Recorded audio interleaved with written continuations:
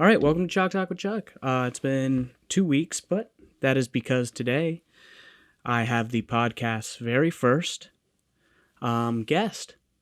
Yeah, I got my first guest, and I'll give him a little intro right now just so that I can explain to you why this is so important to me. So, today's guest is the voice of the Utah Jazz, Craig Bolerjack. I grew up with Craig as the voice of the Jazz. I have announced on this podcast several times that I'm a Jazz fan. It meant a lot to me to have the person who was in my living room for every major NBA moment, as far as, my team goes in my life on the podcast as my first guest. Craig compliments me on the name of the podcast, Chalk Talk with Chuck, and I'm going to send him this edit of the pod. So I want him to know that Brody actually is the one who came up with the name, and Brody's his son, who I roomed with in college. He does a great job. He breaks down a bunch of great stuff. We talk about the COVID Rudy Gobert situation. We talk about some of his favorite memories as a Jazz broadcaster, and we talk about the team that is number one in the NBA right now, and that is the Utah Jazz. So it was great to have him on. It is sort of fitting that profile that I want to go with for this, which is, I'm here for some of the small markets. And as a Jazz fan and as someone who loves the NBA, I know that it might not be the best thing in the world, and it might not be the most beneficial thing for viewership to talk about small market teams. But as a Jazz fan and as someone who knows what it's like not to have the national media even talk about your guys, it's been fun for me to come onto the pod and talk about small markets, and it was great to have Craig on. So thank you, Craig, for coming on. We'll bring that to you at some point. I'm going to have Holly just link the moment when he starts in the YouTube video. So if you want to skip some of the housekeeping stuff I'm going to get to at the beginning of this, you can. Also, if you are listening to this because Craig retweeted it, my sister, again, is the one who does all the audio, who does all of the editing, who does all of the stuff that you don't see for this. She's a college student. She's looking for a job. Hire her. She is a total badass and is doing this for me out of the goodwill. I'm not paying her, and she deserves a job, so give her one. All right, so a bunch of stuff happened in sports sort of over the past 2 weeks, as things do, but the first thing I want to get to is I did watch the All-Star game. I thought it was fun. I think that the format's better than it ever was. And when the players decided to stop taking it seriously and, turned it into this sort of, we're going to let everybody get an alley-oop and everybody shoot a three, and, Steph Curry lays down on the floor so he doesn't get dunked on and posterized, stuff like that. It became obvious, like, let's just do something different with the games. And it's fun to watch guys, two teams drop 40 apiece in a quarter. It's crazy how good these guys are. And to put it into perspective, you guys have been out there and played open gym. Even the most amateur, the best of your amateur friends can't do what they do in 12 minutes. So it's cool. And those are your friends playing their very hardest. So it was cool to watch. You got some great moments. The Jazz took a lot of heat in the media, and I didn't understand that at all. Nick Wright said some things. I don't give a fuck about what Nick Wright has to say. He gets paid to be on TV for so long. I'm sure he just runs out of actual good things to say, and he just starts talking out of his ass. So, what do I care? If he's shitting on Utah or whatever, he's just going to get on the mic the next day and say something equally as dumb. And I'm not saying Nick Wright's dumb. I'm sure he's a smart guy. But that's what happens when you stick a guy on TV for 6 hours a day, 5 days a week, and expect him to come up with new content. They just say dumb shit. I don't think it was right to go at the city of Salt Lake necessarily. And if you didn't follow it, he said something along the lines of, nobody cares about Salt Lake. Salt Lake is one of the worst cities in the country, or something like that. Okay, I get it. You don't think I don't know what people think of Salt Lake? I do. I'm not even from Salt Lake. But, it just felt unnecessary. There are people with families there. That's all I'm going to say about it. And I don't really care. Blake Griffin goes to the Nets. I'm interested to see how that works out for him. These veteran signings after buyouts for contending teams tend to work one or two ways. And it's Blake Griffin signed with the Nets. He's what they needed off of the bench. He provides great minutes. He's a true contributor. And no shit, this one worked out. Blake Griffin's been a perennial all-star. Or, oh man, Blake Griffin, they were really banking on him after signing him at the break. And the wheels just have fallen off. He's had too many injuries. And he didn't get it done. And they needed him in a couple moments and he didn't show up. And the Nets, ultimately ended up losing that signing. And it really goes that way. Because if they win the finals, then the Blake Griffin thing is a no shit. Because they're not going to win the finals without him contributing in some positive way. And if they don't win the finals, or if they don't get to the finals, then the Blake Griffin signing is like, if only that had happened 2 years ago. And it's not Blake Griffin's fault, and you can't blame the Nets for taking a shot on it, but the guy just physically can't do it anymore. And those are really the two realities that hang in the balance of that signing.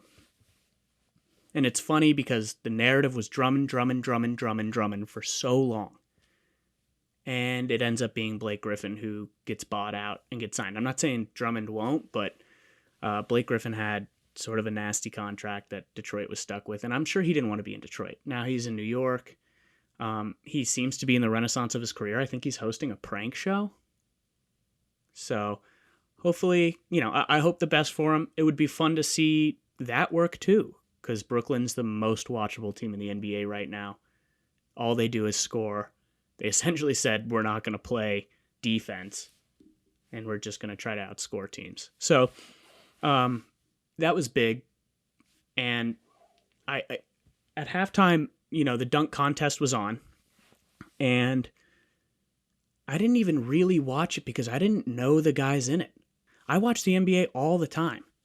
I've watched a good and a fair amount of Indiana games. And I was like, who is this guy? Regardless, I think that the dunk contest has turned into like rookies and rotational guys, and that's fine. It's just not exciting.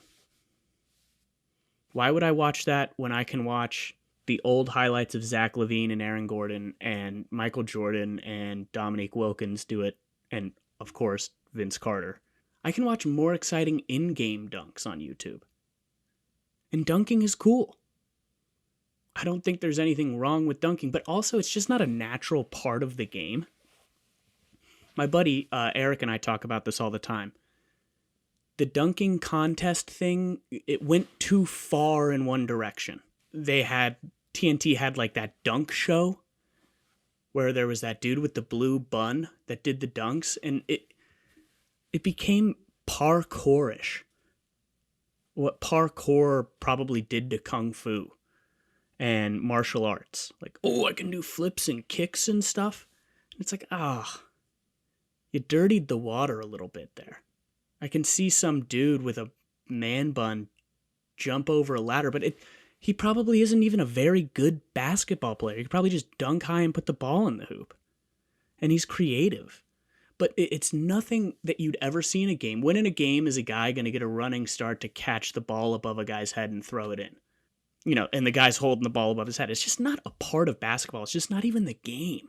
And adverse to that, I thought that the three-point competition was fun. And you want to know why? It's because the three-point competition is something that is applicable to the game. Now, do players get the balls on racks next to them? No. But this is just guys shooting the ball. And I think another thing is that's what everyone's doing when they go to the gym. When my buddies go to play pickup, they're shooting three-pointers. They're not trying to dunk. It's something everyone can do. So watching it is more enjoyable because you understand how hard that is to do. And it's also what you do when you go into the gym. So it has a bunch of reasons as to why it's becoming more and more and more entertaining. And on top of that, Steph Curry's just the greatest shooter of all time. So as long as he's there, it's going to be great. And I think if I could make one amendment to it, and I hope that for some reason this clears to some NBA guy's desk. If I could make one amendment to it, what I would do is I would have everyone compete, and then the champion from the year before there, if healthy, for the guy who won to compete against. How fun would that be? I mean, it's essentially, oh, you're the best out of this group, but can you beat Steph or Dame or Clay? Because those are the three best shooters in the NBA right now. It's like, oh, well, you did fantastic against the rest. Can you join this squad? I mean, how cool would that be? All these guys compete. Next year you got, and now you got guys who want to do it because they want to beat Steph. And they want to say they beat Steph. And it means something. Instead of, Steph just beating everyone. And if Steph beats you, you still, won out of the crowd that year, but you didn't beat Steph. And it's all about dethroning the king. Kind of like King's Court in volleyball or tennis or something like that, where, just the winner stays at the end. So I think that would be a cool little tweak and evolution to it. They've already added the 6 extra feet from, each sort of elbow extension, which is fun, which is great. Mike Conley struggled with that shot, and he still made the finals, but that shows you how much the game has changed. Mike Conley's a very good three-point shooter, has been his whole career, but now you got to make him from the logo to be the best. So that's the evolution I would add to that.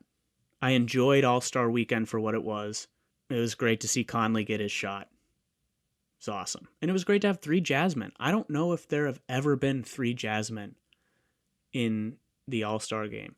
And I know that Donovan Mitchell and Rudy Gobert got picked last. I don't care. And I know that Conley's a late ad scratch, whatever. Jazz have the best record in the NBA. And I got to see 3 players from my team in the All-Star game, maybe for the first and last time ever in my life. So that was really cool. No other small market teams got 3 guys out there. So the skills challenge, didn't really watch it. I know that Sabonis won against Vooch. Yeah. Which is weird. Like, I thought the skills challenge was a guard thing, but now you just got bigs doing it. Feels like the Joker should have won it. I don't even know if he competed in it. I didn't catch it that early. But whatever. The skills challenge seems so dumb to me. Like, hey, can you dribble, pass, and shoot and make layups like you're supposed to be able to? Oh, you can. Cool. Let's see who can do it the best, maybe, if they're trying. Then you see guards, like, half-assing the crossover thing and then throwing it in, going to throw it in the little hole, which is really not even seemingly a part of the game. That hole looks to be like they're catching the ball at their knees. If that was an actual guy, it doesn't look like a ball that would be caught in the shooter's like pocket there, but whatever. And then, you see guys laughing because they can't make it, and then they miss the layup, or they pull up from half court for their 3-point shot, all that stuff. It's like, oh, it's weird to have a competition where it's just the base skills for being an NBA player. And then none of the guards win because they don't take it seriously, and you have 2 bigs competing for it. I think Sabonis is so nice, though. Such a good player. And so is Vooch. That guy's sick. It sucks that Orlando blows. Because that guy's just going to drag them to like around the 9, 8 seed, 10 seed every year. So they've got that weird new playoff thing, and he'll be a part of it. But yeah, overall, good All-Star weekend. Good weekend of sort of basketball sports stuff. It was overall, I think, good for the league. And I think the NBA is starting to see like the 3-point contest is more popular than the dunk contest. And they got to rebrand the dunk contest. And there aren't just many exciting dunkers right now, I think the NBA used to be sort of like surrounded by like, oh my God, that guy's such an insane in-game dunker. Vince Carter and Tracy McGrady and, Kobe and Jordan. And you had this stretch of guards that were really exciting in-game dunkers. And now guards don't want, and Derrick Rose, to that credit, Derrick Rose was an exciting in-game dunker. I don't know if he ever did the dunk contest, but you had, and Russell Westbrook, but guys are looking at Derrick Rose and Russell Westbrook and some of these athletic guards of the past, especially T-Mac, and going, well, I can just shoot threes and be equally as popular. And I'll get a poster in once a season, but it's not worth risking my body to be the best in-game dunker. So that at least is my evaluation of it. Like, if you're Donovan Mitchell, who has great in-game dunks, and he went at Joel Embiid the other night, which was cool to see. But it's still like the guy shoots so many more threes than like dunk attempts he's going to have. And I know that seems like a silly thing to say because it's easier to shoot threes than dunk the ball, but I feel like he probably passes on some opportunities to dunk to, settle for his health. Anyway, that's that. That was sort of what had happened. NFL stuff. J.J. Watt signed with the Texans, and Russell Wilson's forcing himself out continuously, it seems, out of Seattle, but I think he'll remain there. Alex Smith is gone from Washington. Will he go to Jacksonville? He's definitely going to go to somewhere with a mentor role. I don't think he's going to start. Maybe, if a guy isn't playing well, you can throw him in the second half and know you got competence. But I see a lot of things saying maybe Chicago. I just don't see why Chicago does that. Why bring up why go at Trubisky's confidence even more if he's the guy you're convinced you're going with going forward? Be like, well, can he beat out the one-legged 36-year-old Alex Smith for the job?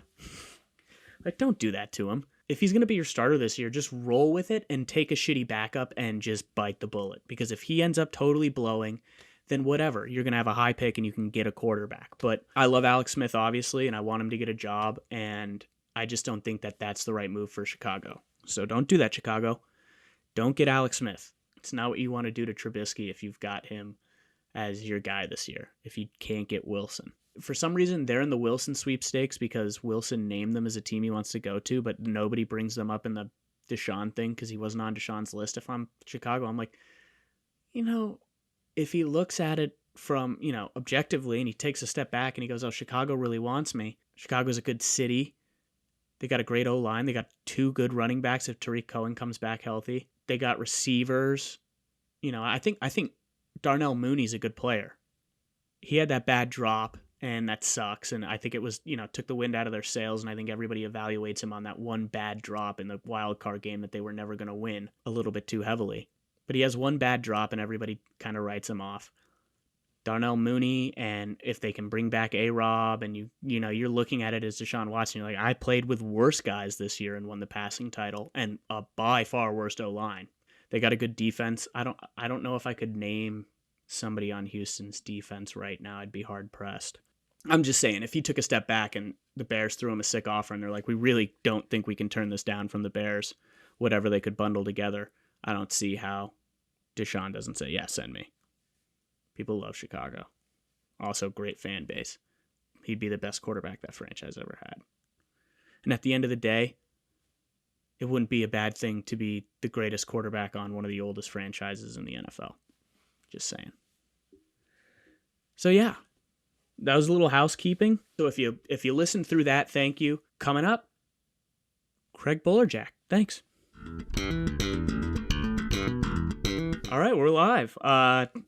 This is Chalk Talk with Chuck, my first guest ever. I'm very excited about this. Is Craig Bolerjack. Craig, how are you doing? Charlie. I'm good, man. I like the name of the podcast. It's good. Thank you. Clever. Well done. Really excited to have you on, and really excited to talk about Jazz basketball. But before we talk about Jazz basketball, you being the voice of the Utah Jazz, I wanted to start by asking you, what it was like last year, right around this time. We're coming around the year anniversary of the Jazz Thunder game, and what the vibe was like. Were you at the game? Yes, I was courtside. It seared into my deep memory. It was March 11th, Oklahoma City, and hard to believe, Charlie, honestly, that we're in it to almost a year. It'll be next Thursday, and I've been through a lot. The Olympics in Atlanta with the bombing. I went to Lillehammer, Norway for the Olympics as well. I was in at the LA riots that occurred during the playoffs with the Jazz and the Clippers so many years ago. This one was a totally different as you said, vibe. It was. Got to be honest. Been around the block in my life, but yet unknown, scary for sure. And you just kind of went into a different mindset. You have to. It's you're protecting yourself, and it was just. Um, I knew that Rudy wasn't well, but we had been kind of, probably led into the fact and knew that he was going to be tested. But as you get into the game mode, you just don't really, you just kind of put that in the back, in the back window, and you say, okay, let's go Right. play. But it was just so many, just seconds away before tip off, and Tony Bradley, who played for the Jazz for 3 years out of North Carolina, was going to get the start. And then, to make a long story short, a guy runs onto the floor. We knew at the time, or found out shortly after, was a medical doctor from Oklahoma City, and the test had come back, and basketball changed the world, and The the world world changes, changed right right? I there. mean, And I knew then, when the stoppage of play occurred just before tip off, my mind leaves the adrenaline of the moment of getting ready to play a game and being focused on your job, when I said, oh, wow, this is probably the test that's going to take Rudy out. And most likely at the time, I thought this is going to shut down the league for a couple of weeks. Well, little did I know that it went much further than that. And the whole night, again, there are so many side stories to this, where we went, our own isolation, testing, busing, hotel, no one there. They left keys on the table.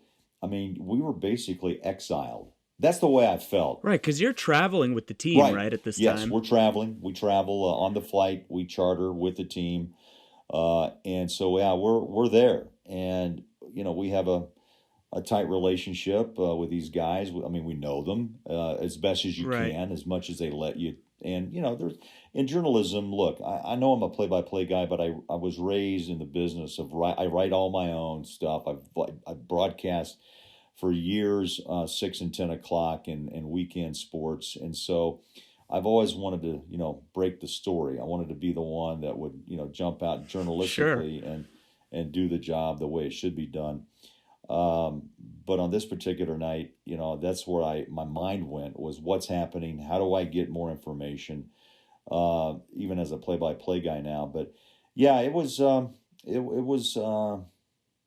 Let's just say it was unknowns. It was like the Twilight Zone. Is that the best way I can put it? I mean, because there were so many Yeah, I mean, things. that makes Yeah, there's so sense. many things that we didn't know that we would find out later, and you just had to live the moment. That's how we kind of approached it. So was it challenging after you find out and you see the doctor run onto the court to channel a message that, because you're on the mic, that you're gonna say to the viewers and to yourself? I'm sure immediately you start thinking of your family. Was there a moment of just like, I've got to give myself 5 seconds before I can start talking, or did everything just start flowing naturally for you? I think Where did you find I think yourself? for me, that's a good question, Charlie. I just went into my broadcast mode. I knew what the facts were. They trickled in slowly. Some notes were handed to me.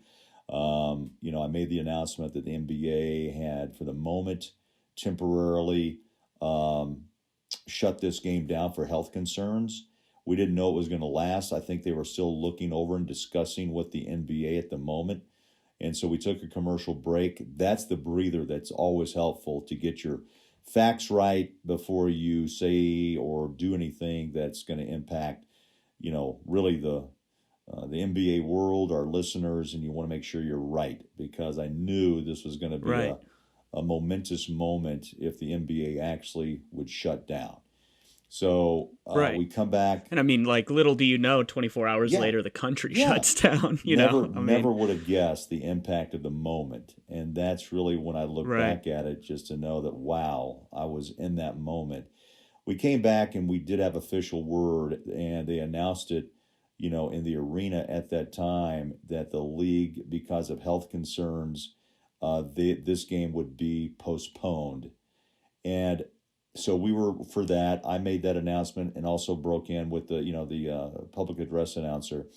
And at that time, I looked up and I remember seeing the players just kind of heads down, shaking, like, wow. They were living the moment too, thinking, where do we go from here? Because no one knew. This is new Right. territory.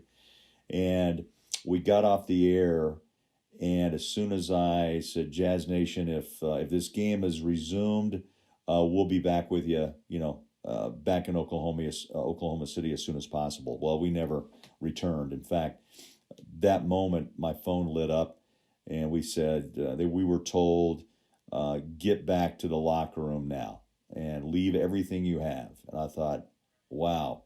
So all my charts, my briefcase, everything, I just walked back there. I had some buddies in town from Kansas City.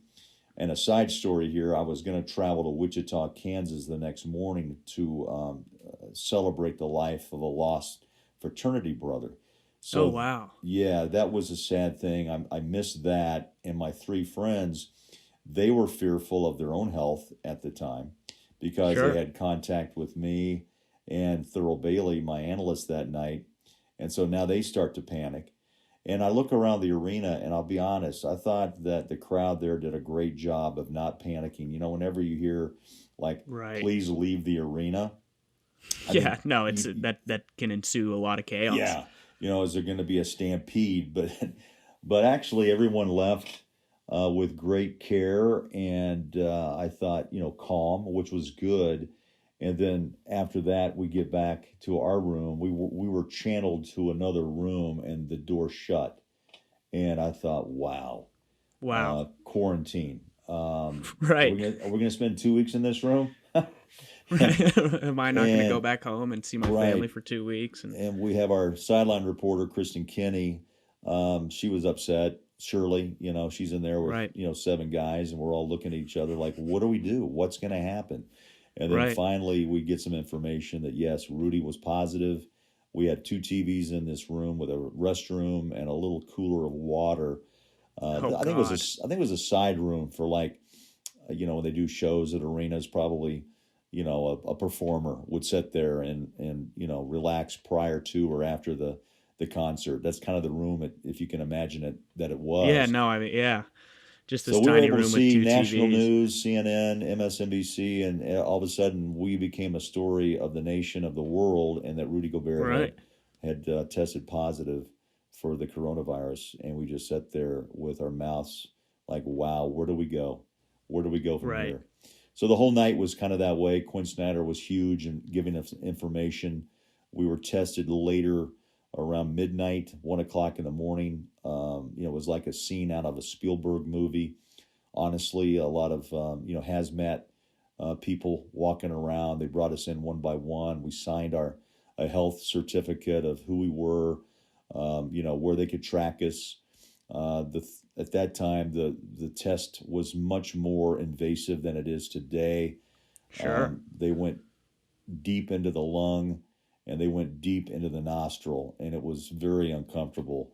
And then you just have to wait as they bust us to a hotel. You lay there all night. It was about 3 in the morning. I got a call at 8:45, thinking as I grabbed the phone, my life could change right now. Right. Yeah. Surely. And surprisingly, I was negative. And they just said, stand by for more instructions. And I go, okay. Wow. And then a couple hours pass while I sit in my room. They herded us downstairs, and we found out that Donovan was positive. And I really thought all of us would be, Charlie, honestly, because Sure. we keep in No. I such mean, I close understand. proximity, and we breathe the same air on an airplane, right? Even though Right. it's That's what I'm filtered. thinking. You're on a Yeah, jet together. yeah. And so we talked to the Oklahoma City Board of Health. They put us on an airplane. Two pilots volunteered from Delta who fly us a lot, charter pilots, and four flight attendants volunteered to bring us back to Salt Lake. And then we went into a hangar and talked to the Utah Department of Health, and they gave us some instructions. And I went into a 7-day quarantine in my own home. Wow. And that's kind of the long and the short of it. There's a lot more in between, but that's really kind of the story. And as you said, we're still in a situation now where we're obviously a lot has happened, and vaccines are underway, and hopefully we will see the cloud lifted sooner than later. Yeah. I mean, it's almost insane to think that it's been this, a whole year, And not only has it been a year, but it's been, you know, a year of ups and downs, and the NBA found its way back, and we've been blessed to have those things come back, but also there's been a lot of, tragedy. And to sort of stick on the COVID point, but maybe transition a little bit away from the night itself, do you see that occurrence really bringing the Jazz team together? Because there was minor fallout after, but it seems, especially this year, that the team is closer than I've ever seen a team be. So it's a great observation. I'm with you. I think sometimes out of turmoil and misunderstandings forges even a stronger bond. And I Right. think that's really what the Jazz have been through. Rudy took a brunt of heat, and I think he faced the fire, touching the mics and not understanding and having some fun with the media at the time, but also the anger that came from Donovan because they are locker partners. And I think obviously it took time, Charlie, for both of them to Right. understand what happened and really not to understand or really, point the finger or the blame for Donovan. That is because he was Rudy was sick.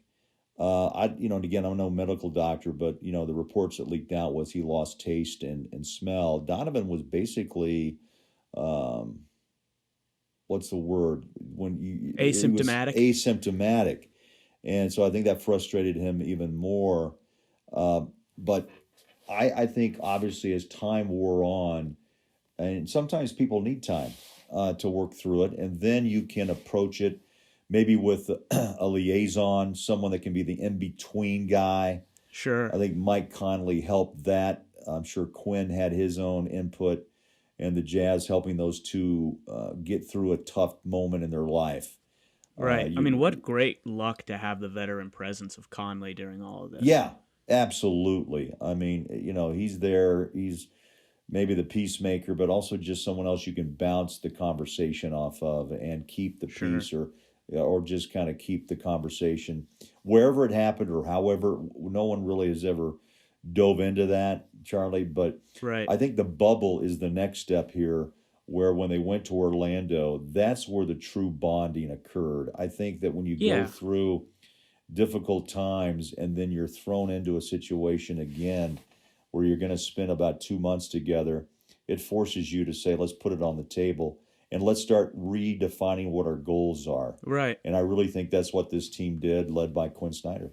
Yeah. I mean, and it's so easy to be mad at someone when you can't see their face, when you don't have to be around them, and then you pretty much go from not seeing anyone to living and breathing every moment with your teammates in the bubble. And it seems like that really built this Jazz team into this awesome unit of guys who really care and really want to see each other succeed. And it's been so fun to watch this year. Um, and I think they're the definition, Charlie, of team. yeah, I don't have a Webster's dictionary in front of me, but I think the league is so embraces the big three theory, or the way that teams can only win by having big three, sure. all stars, future Hall of Famers. Look, the Jazz have Donovan and Gobert, and they also have a guy named Quinn Snyder who's going to be coaching the Western Conference All Stars. He's been through his own journey, Sure. and now you have a team though that Rudy and Donovan are surrounded by multiple talented players like a Clarkson, like a Joe Ingles, Bojan Bogdanovic back after having his wrist operated on during the bubble, didn't play in the postseason against Denver.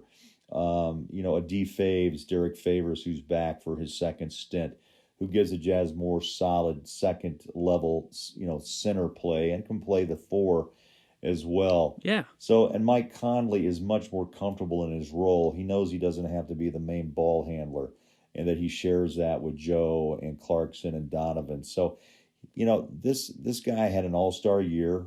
There's a lot of talent Mm-hmm. in the West and the East, but in the West, it's hard to jump into an all-star position as a guard, obviously. And Sure. Booker got that injury nod from Adam Silver. Disappointed, yeah, but this guy he's a pro's pro. He's going to handle it. But I think it just motivates this team. This team is motivated from their experiences, and they're on the same page. And I believe, Charlie, if it goes back to the early days of 2000s with the Detroit Pistons, where they were Yeah. also a team that won a title. And maybe this is another, you know, nearly Version of 20 that. years down the road, that is another version of that. Yeah. Yeah, I mean, the gritty defense every night, and the Jazz, their body language compared to other teams' body language is so much better. And they look like they're out there having fun in a year where it seems like it's almost impossible to be having fun. Yeah. Or, yeah, to be having fun or to like anybody, right? Right, right. I mean, truly, I mean, I've been around these guys a long time now. They've made very few changes. They've grown together. And that's probably another piece of, if the story goes like people want it to, or at least in Salt Lake and Utah and the Intermountain West, if the story goes as they would like it to finally win a championship after two tries against Jordan with Carl and Stockton back in 97 and 98, that will be part of the storyline, is that they actually do have a team concept. They like each other both on the floor and off, Mm-hmm. and the locker room's tight. And you know what? That's a rarity in the league and in professional sports today, even in the amateur levels. Right. It's hard to find a locker room that is that solid, and actually they understand that the ultimate goal is a championship, and they have to sacrifice to get there. Right. And it's like they got all the fighting out of the way last year. Yeah. All the Yeah. COVID sort of, they learned how to bond, and now they're just making this Yeah. awesome run.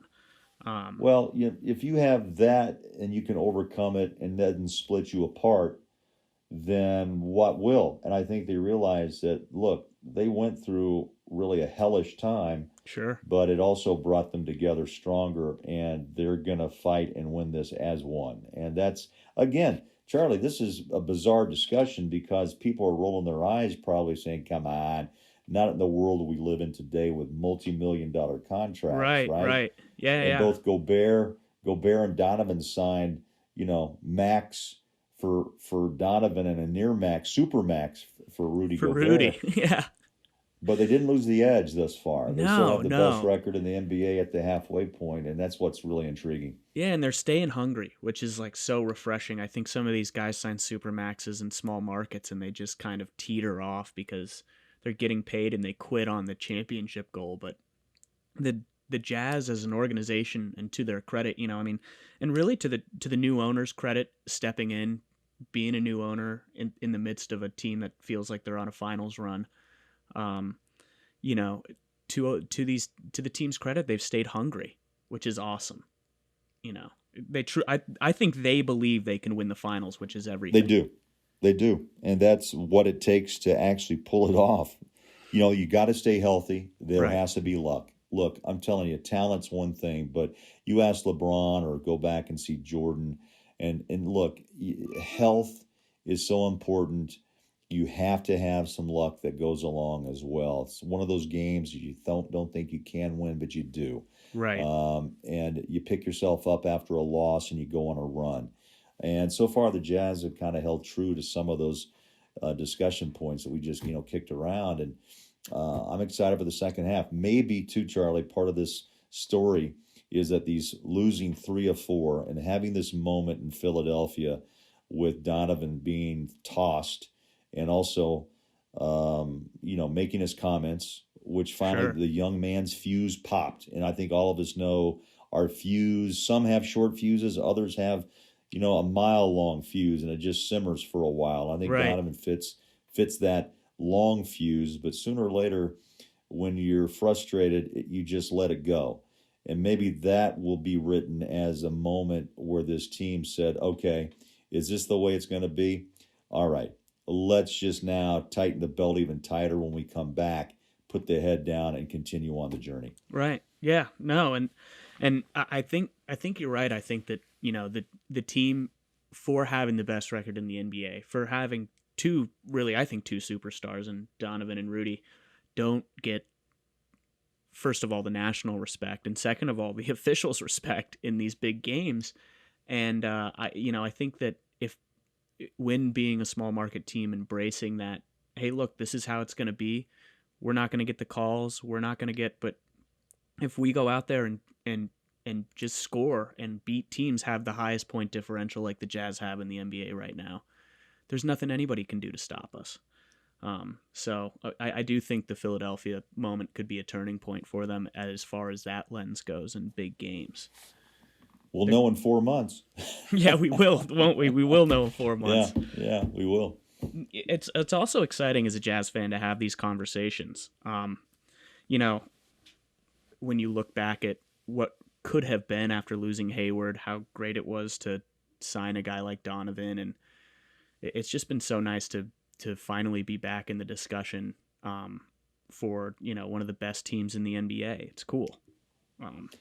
It is. I think a lot of people were disheartened when Hayward left and departed with really no thanks to the Millers, and just kind of departed, and the Jazz really got nothing back in return after developing him, Charlie, into an all-star. Right. But what I've learned, I mean, this is the life's lessons too. I mean, here we are talking life along with basketball, but I think there's parallels with life and sport, you know? Absolutely. And sometimes things happen for a reason. And so Hayward's departure opened the door, and the Jazz saw something special that would fit the Snyder system and the Dennis Lindsey system. Sure. And it was a guy named Donovan Mitchell who teamed up with Gobert, and now you have a defensive presence, an offensive presence, and you have to build and mold around. Joe Ingles is in the mix, and you start to wonder who we are, where we're going. And it takes a few years to get the right pieces, but now, you know, one of the most prolific three-point shooting clubs in the NBA. Right. And Charlie, I got to be honest, back in the day, Jerry Sloan, you know, one of the legends of all time, who was all about, let's pound the ball inside, hell, you know, put the uniform on, Charlie, we're going to play hard. Oh, he'd be pulling his hair out right now. Oh, he'd be nuts, right? Because be nuts. The times had changed. And the Jazz, to their credit, and to Quinn, you know, they got together in the bubble and said, realize that, man, we have some weapons here, so the green light's on. And that's what franchises have to do. They have to play to their strengths, and that's what they've done. And right now they've got an incredible, you know, bushel full of talent led by Clarkson off the bench, man, that just... He's incredible. You know, the guy gets on the court, I don't even know what's going to happen. I have more fun watching him just dribble and move and find seams and a little space, and he goes to work. Well, and he'd shoot the ball if Jesus was standing in front of him. Oh, he's something. He's special. And, you know, it's an amazing thing. I mean, nothing against Dante Exum, who's struggled with injury throughout most of his career, but to actually trade Dante to Cleveland to get a Jordan Clarkson, that's part of the luck that you have to have along the way when you build a roster. Right. And that's probably one of the best examples, and maybe one of the better trades, if not the trade in Jazz franchise history. We'll have to wait and see, because Hornacek obviously made such a huge impact and got the Jazz to 2 finals. We'll see if Clarkson has some of that same ability. Yes, and the same juice. And I mean, it was a good, really great job done by the Jazz's front office to turn Trey Lyles into Donovan Mitchell and Dante Exum into Jordan Clarkson. I mean, no doubt 2 trades won by the Jazz.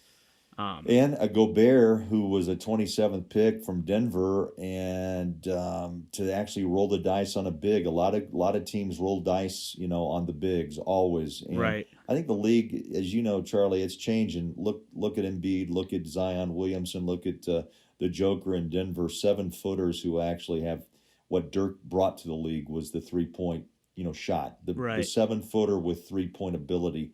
And that's where the league, you know, is going. Don't forget Money Memo in that argument. Oh, money man. Oh, absolutely. Memo for 3.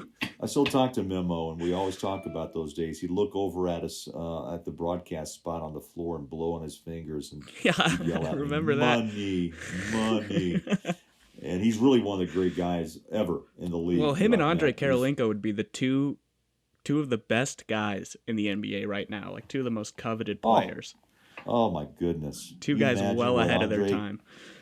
Yeah, if he could stay healthy and Memo's 3, he'd be out there just knocking it home left and right. He'd probably be knocking down 45%.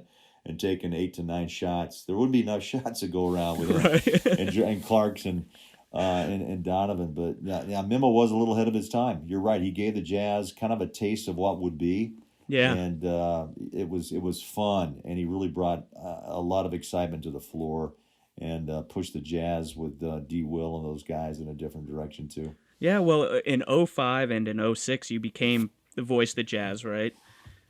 And Yes, yes. you start calling games, and that's around the Darren Williams era and Carlos Boozer era, and you kind of walk into what seems like a renaissance of Jerry Sloan making it to the conference finals. And you've had this wild sort of 2 decades of calling Jazz basketball. I wanted to know, do you have like a top five or a couple of your favorite moments Oh, being sideline? oh, Charlie, there's so many. I'm sure. I think it's the relationships, honestly. Okay. Um, you know, um, you only get so close, and that's good.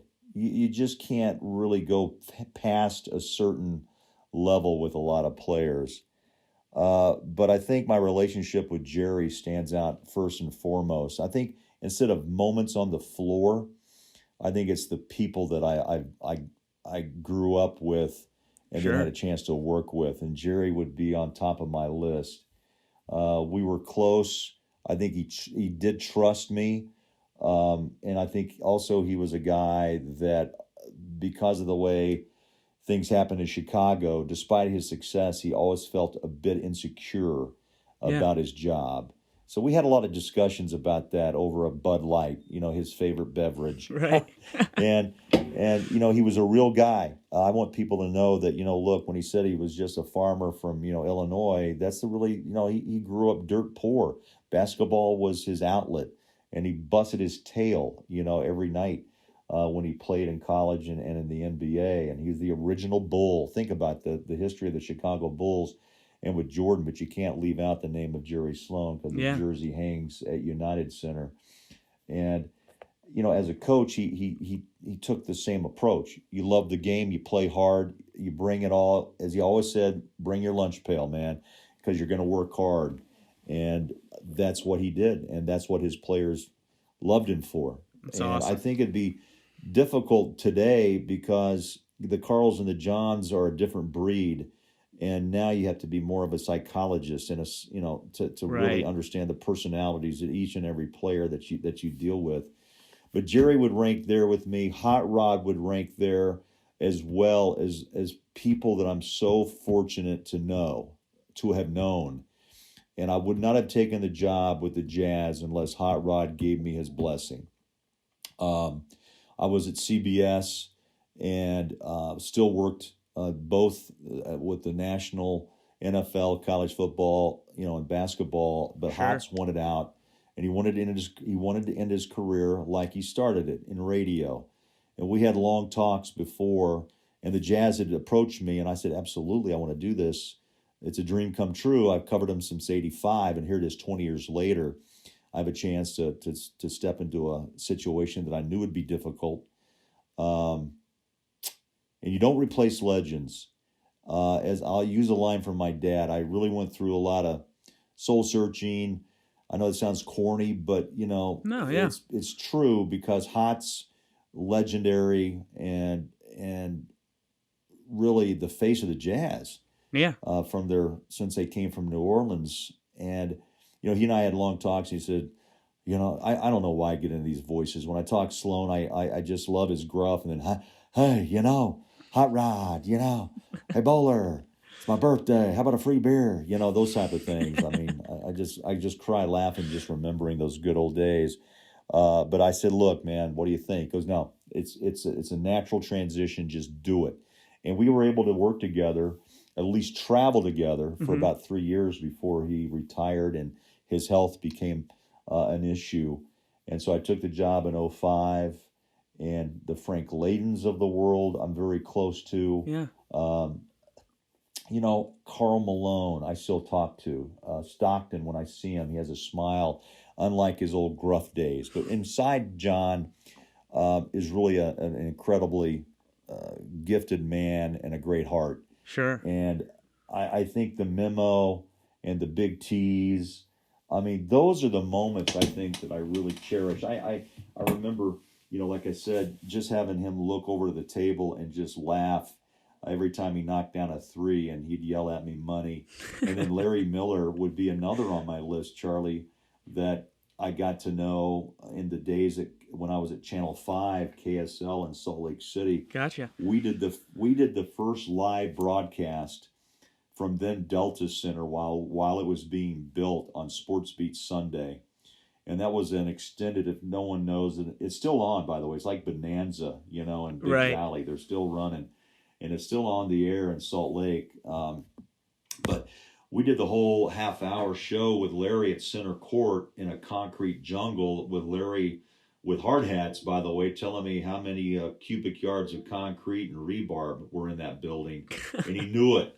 He knew every bolt, every fastener in that building. And Larry's passing was a real heartbreak. I'm sure. When he passed away. So I think when he asked me moments, I really do go back, to probably I didn't call the games, but I was there in Chicago. But to be involved in two NBA finals was just incredible. Yeah. And to have Michael Jordan take a question of mine and then look at me and actually engage with me. The guy was so talented with the media, Charlie. It was unbelievable. He would look at you like you're having a one-on-one. And that's kind of those are the memories that I have. And there's many more to come. I hope that the Jazz organization can lift a trophy in the air and we take a tour throughout the entire state from Right. Salt Lake to St. George and all the way back, because this city and this state and this region, they're ready for it. And I hope I can be a part of it. Yeah. That's a better answer than I could ever ask for. Honestly, to that question, that's great. And it's cool to hear from sort of, the guys that are with the team all the time. And, you're not just a part of the Jazz as a team, but you're a part of the Jazz as an organization. And it's really cool to hear how that, you talk about Larry Miller and you talk about those types of people where you've built relationships that are so momentous in your life. It's really cool to hear about that. So thank you for sharing that. Yeah, absolutely. It's I don't get a chance to get asked that question or talk much about it, but I've got my own emotional side to it. My sons would tell you that, but I'm also I focus and my dad who's 88 and my mom both who moved out here from Kansas years ago. Love the mountains, but when I took the job, I also had another situation at KSL when Paul James retired, who was a long time voice of BYU football, basketball, and a longtime anchor. When he retired, I was put in that same position. So I was, Right. It's not easy. People will compare you, and that's just the way it is. But my dad has always given me great advice, and his son, go plow your own field. And I've always taken that to heart and passed that along to my sons is, look, you're going to be criticized, you're going to be compared, but you know what? You got to grow and toughen up your skin. But it still hurts to hear things sometimes, Right. but it's okay because, you're out there, I'm out there doing my own work now, Sure. and I love what I do, and you just move on. But I really do believe that in life, you have to plow. Yeah. You have to plow your own field. You're plowing yours in DC right now. That's right. You've got the blade in the ground, and you're starting to plow your own field. And I really think that's what it comes down to is that you have to believe in yourself. To the tone of plowing your own field and creating your own identity. I don't think there's anything that's more tied to your identity than the buckle up, which is Yeah. a phrase that has definitely sort of become your catchphrase on air. Do you remember when you started that, when it first happened, and why you started saying buckle up? It just happened early in the career, probably this first year, where I looked over to Ron Boone, who was my analyst at the time, and I said, "My goodness, man, we're going into overtime. Booner, you better buckle up." And then he looked at me and said, "Yeah, it's the law." And so it just kind of fans just some have gravitated to it. They like it. I don't overuse it. I only use it when I feel like it's in a time of need, Right. where the Jazz are on the verge of either taking it or losing it. And it's, buckle up. If you got them, use them, is the old adage of the seatbelt. If you got them, and people have written me like, hey man, I made my own Jazz seatbelt. Let's buckle up and go. It's That's fun. awesome. Yeah, it's And that's great. also a great opportunity. I think when it happens naturally, it's like, wow, I didn't realize that one little line would catch on. Sure. But people always like to hear it, but they also know the Jazz need a little help. And I think that to some fans, it's their cue to even become more intense at the moment, to try to will the Jazz to a win. Right. And it's fun. It's fun. That's awesome. I mean, it's so infamous. It's so cool.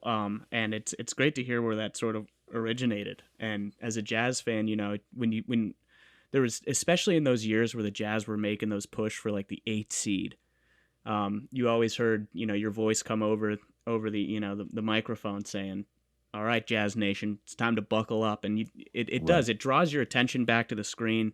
It builds on the momentum of the moment, and it makes you as a fan who's watching at home feel like you're in the stadium. So it's a great line that's really, really been received really well, and it's all over the internet. I don't know if you know, it's all over the Utah Jazz Reddit, and they've got memes of you saying "buckle up." It's great.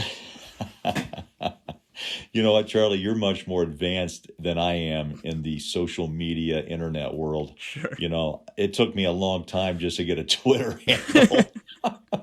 And that's You got all a great I Twitter have. though. You got a great Yeah, Twitter.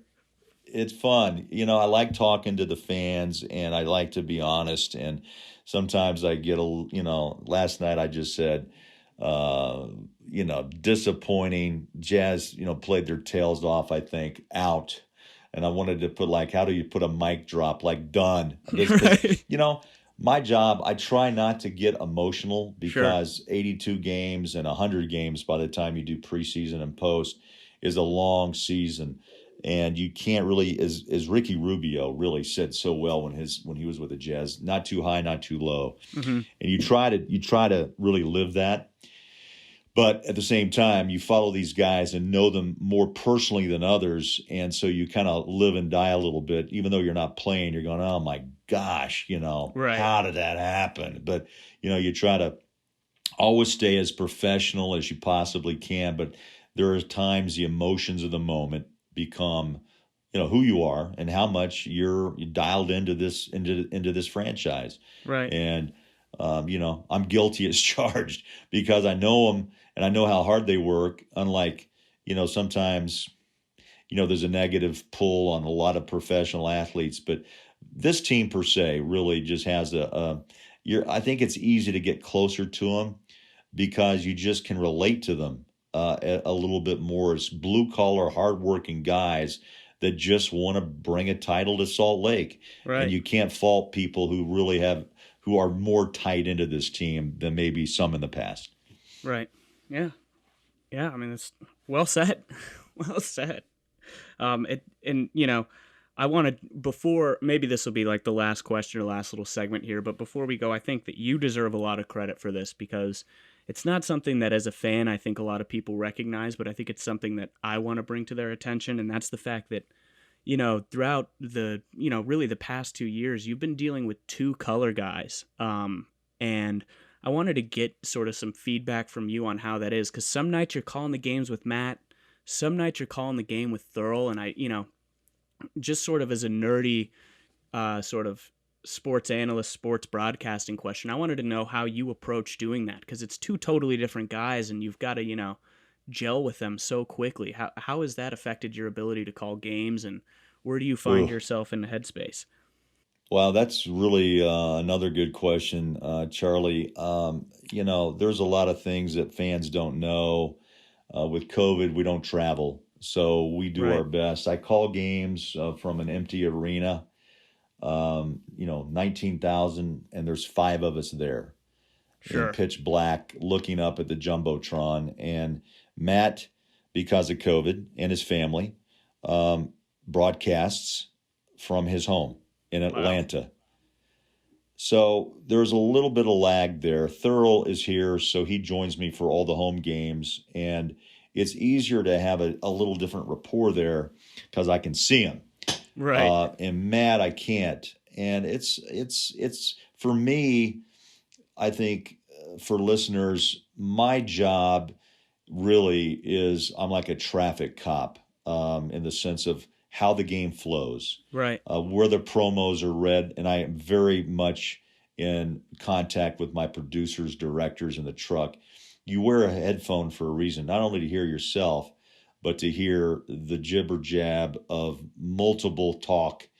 You almost have to develop a second line of communication where you can continue to speak but also listen. It's really it takes years to really kind of feel comfortable without, I've heard, in the early days of some broadcasters, and I'm guilty as well, you almost will answer while you're on the air the question that is asked of you, ready to go to commercial break? Yeah, sure. Something like that, Right. like from your producers. But you don't have that ability when you're at Fox or CBS. I mean, they hire you for a reason to be totally tuned in, as a professional. And I learned a lot at CBS and at ESPN when I first started freelancing. So, and at Fox as well. But Charlie, the bottom line is I have to adjust to Thurl's style and his cadence, and I have to adjust to a slight delay with Matt, which sometimes frustrates me. I'm not going to, and I know it frustrates him. If he was on the line with us now, he's frustrated because he wants to be there. We all want to be at the arena. Right. We want to be on the road and feel the energy of the fans, but we haven't been able to do that. I'm thankful we're playing. I'm thankful the bubble held. I thought it burst. Right. Just because of the undertaking of keeping young men inside the bubble. I thought, no way. But you know what? To the credit of the league and Adam Silver, man, they pulled it off, thankfully. Yeah. And now we're playing with some arenas with, I think the Jazz now are up to about 3,900. But if you think about they're about nearly 19,000, a little under, after they renovated. But can you imagine? Oh no! I mean, it's just. I'm glad we have some people in the stands. Sure. But some stadiums don't have any, and so there's a lack of energy, and that's what I feed off of is the fans. Oh sure. And the moments. And last night in Philly, you can imagine what the Philadelphia fans would have been going through. Oh, I mean, had they been there, right? with all the whistles and Donovan getting tossed, they would have just. I'm sure cups and beers and hot dog wrappers would have been all over the place. Oh, I'm sure.